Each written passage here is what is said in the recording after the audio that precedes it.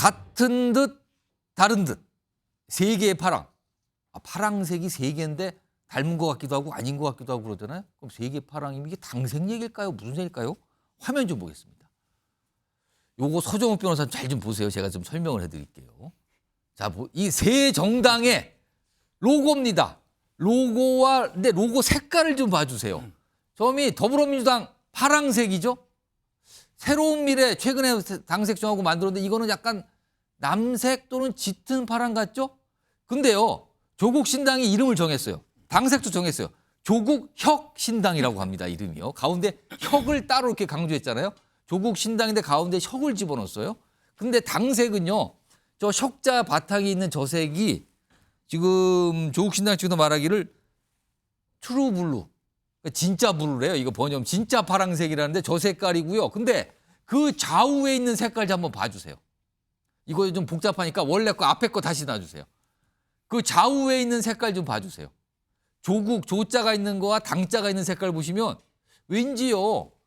조자가 있는 색깔은 위에 민주당 색깔 같기도 하고 근데 당자 쪽은 새로운 미래 색깔 같기도 하고 이런데 이거 어떻게 보십니까? 이 색깔?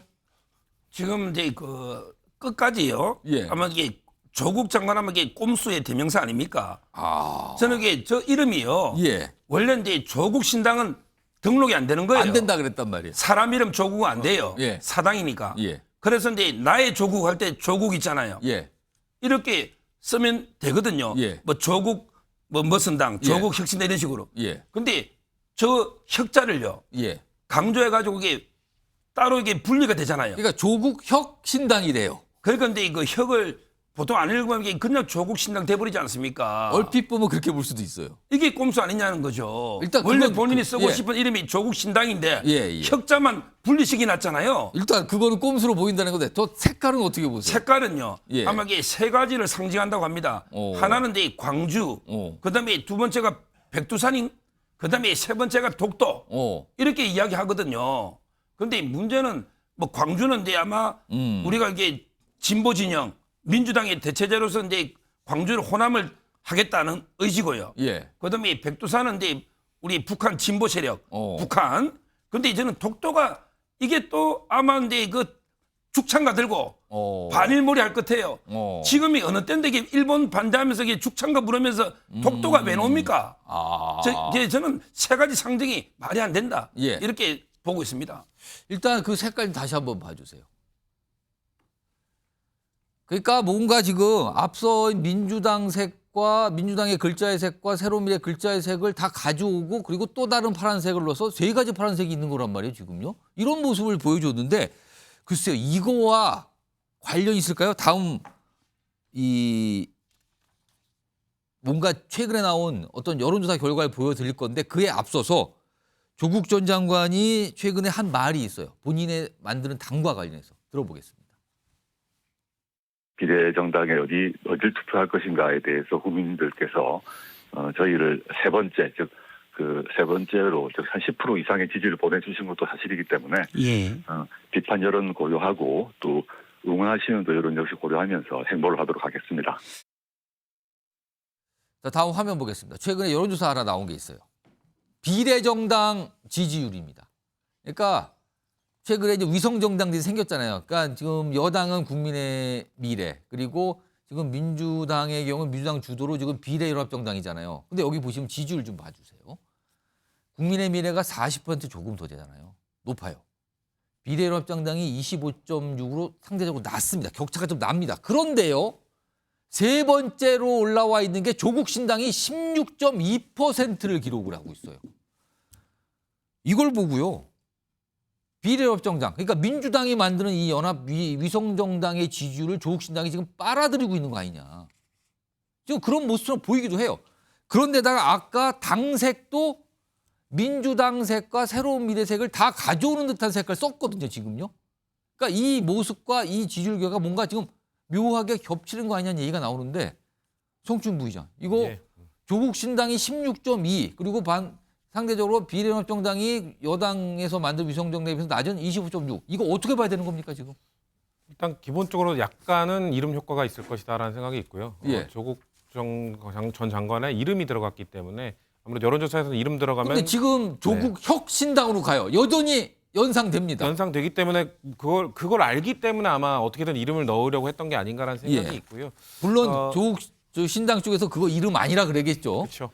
민주당의 지지층이 저기로 빠져나가는 이유는 뭐 다양한 분석이 있을 수 있겠지만 제 개인적으로는 민주당 지지층에는 뭐 이재명 이재명 대표 체제를 지지하는 분들이 다수겠지만 또 소수의 그 뭐 몇 퍼센트라고 제가 단정할 수는 없지만 소수 일정 부분은 이재명 체제에 대해서는 그렇게 크게 만족스럽지 않지만 나는 문재인 정부 때부터 쭉 이어져온 민주당 지지자고 문재인 정부 그리고 문재인 정부 인사들에 대한 의리 이런 것들로 난 민주당을 지지한다라는 분들이 분명히 있었을 겁니다. 그게 뭐 몇 퍼센트인지는 알 수는 없습니다. 근데 그런 분들이 지금 이 친문 대표적 인사들 뭐 임 전 실장이라든지 상징적인 초대 비서실장인 임종석 전 실장이라든지 이런 분들이 좀 뭔가 배제되는 모습들을 보면서 아마도 그렇다면은 우리가 비례 대표라도 또 누굴 뽑을 것인가 했을 때 조국 전 장관이 만든 당으로 지금 이동하고 있는 거죠. 그러니까 민주당 지지자들 분 중에서 이른바 이재명 대표 강성 지지층이 아닌 친문 성향의 지지자분들이 조국 신당 쪽으로 비례정당 지지를 옮겨가고 있는 모습 같다는 겁니까? 네, 저는 그렇게 분석하고 있습니다. 근데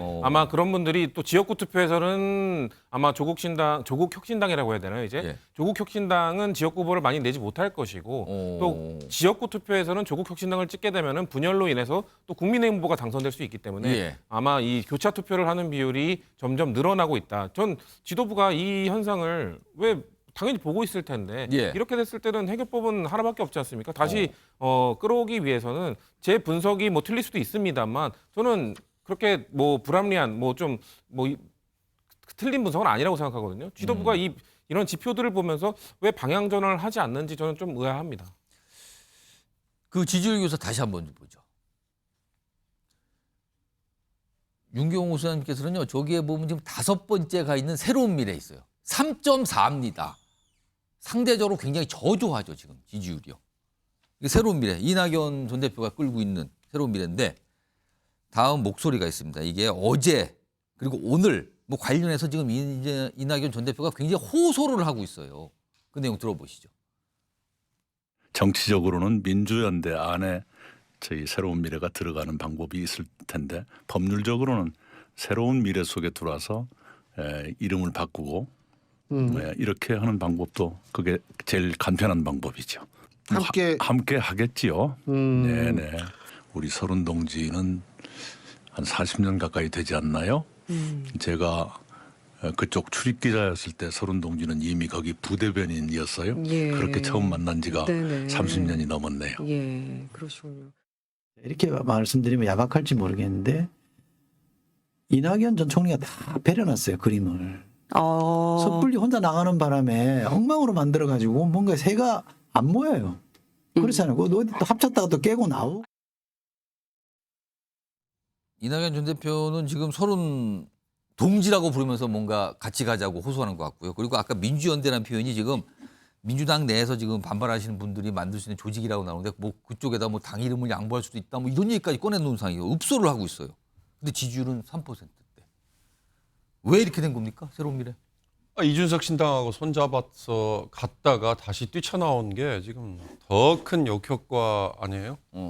그러니까 1월에 이낙연 신당, 이준석 신당이라는 이름으로 뭔가 잠재적인 가치가 있어 보일 때 여론조사 했더니 그때 국민의힘과 더불어민주당이 있는 상황에서도 이준석 신당이 10% 정도 나왔죠. 그렇습니다. 그게 이낙연 신당은 6% 정도 기대감이 반영이 됐잖아요. 그러니까 통상 그때 합치면 15% 16% 훨씬 나오겠구나. 시너지가 있을 거라고 생각했는데 막상 합쳐서 개혁신당으로 갔다가 불과 열흘 만에 튀쳐나오는 과정을 겪으면서는 그 각각의 지지율이 반토막 나버렸잖아요.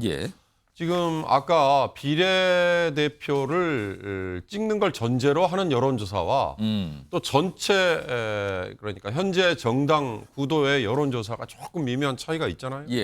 그렇지만 어찌됐든 각각이 지향하는 바를 따지고 보면 조국 혁신당 저기는 지역구보다는 비례대표에서 뭔가 그러는 걸 과실을 따먹겠다.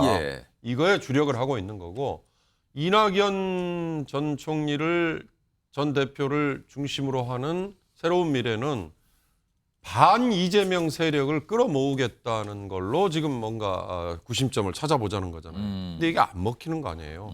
그게 현실적으로 저렇게 3% 답보하는 지지율로 나오는 것 같은데 더 핵심은 이낙연 전 총리, 이낙연 전 민주당 대표는 누가 뭐라고 해도 호남, 특히 광주 전남을 기반으로 지금까지 몸집을 키워온 정치인이잖아요. 예. 그런데 광주 전남에서도 이재명 대신할 대안 세력으로 과연 이낙연 전 대표가 지금 인정을 받고 있느냐. 거기에도 고개를 갸웃하게 하는 게 저렇게 지지율 답보로 나타나는 거 아닌가 이런 생각이 드는데요. 모르겠습니다. 이제 돌파구가 아까 민주연대라고 그랬나요? 민주연대라는 민주연대, 홍영표 의원 등등등이라고 서른 의원 거론이 되고 이번에 있어요. 컷오프가 됐거나 또는 이재명 반 이재명 비이재명 세력이라고 해서 내침을 당하는 민주당의 현역 의원들 그들과 손을 잡고 가는 게 과연 돌파가 될 수 있을지 그거의 여부에 대해서는 좀 상황을 봐야 될 것 같습니다. 자, 지지율 조사 결과 다시 한번 불러오죠. 이번에는요. 저 그래프 상의 네 번째 강재열 변호사. 지금 개혁신당이에요. 이준석 대표가 개혁신당 대표가 끌고 있는 5.4예요. 5%. 물론 새로운 미래보다는 높아요. 그렇지만 상대적으로 다른 앞에 있는 정당에 비하면 차이가 나거든요. 저기서부터. 개혁신당도 지지율이 그다지 신통치가 않아요. 지금요. 여긴 또 왜 이러는 겁니까? 그렇죠. 뭐 제3지대 하면서 세 번째는 되겠다라고 처음에는 이야기를 했었는데 조국 신당이 지금 조금 아까 본 그래프상 봤을 때 더 앞에 있잖아요. 저는 개혁신당이 4등을 달리고 있는 상황인데 저는 개혁신당에 있어서의 문제는 이준석 대표의 거의 1인 독재 저는 정당이라고 생각을 합니다. 이준석 대표가 어떠한 행보를 보이느냐가 지금 개혁신당의 승패를 좌우하게 될 것이라고 생각을 하는데요. 예. 아직까지도 본인의 지역구를 결정을 하지 못하고 있어요.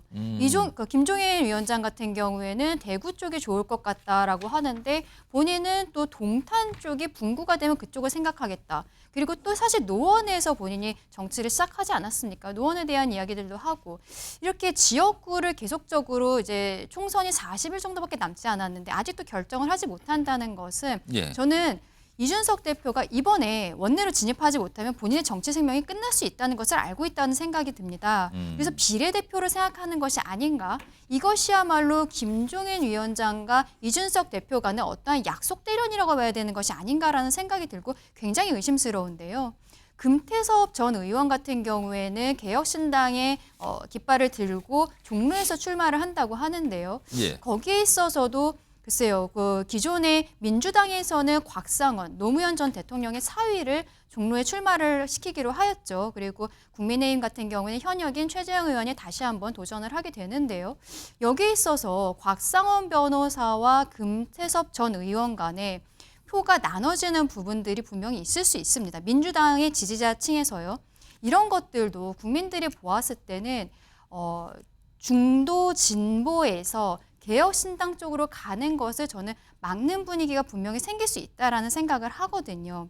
근데 이준석 대표가 다시 한번 돌아와서 아직까지도 지역구를 결정하지 못한다. 저는 이것이 개혁신당이 앞으로 지금 나아가지 못하는 것에서 가장 큰 패착이라고 생각을 하고 본인들이 이슈 선점을 하지 못하고 있어요. 예전에 노인 무임승차라든지 이러한 좀 분쟁적인 정책을 한두 가지 나온 것 이외에는 아무런 정책적인 이야기들도 언론에 보도가 되고 있지 않습니다.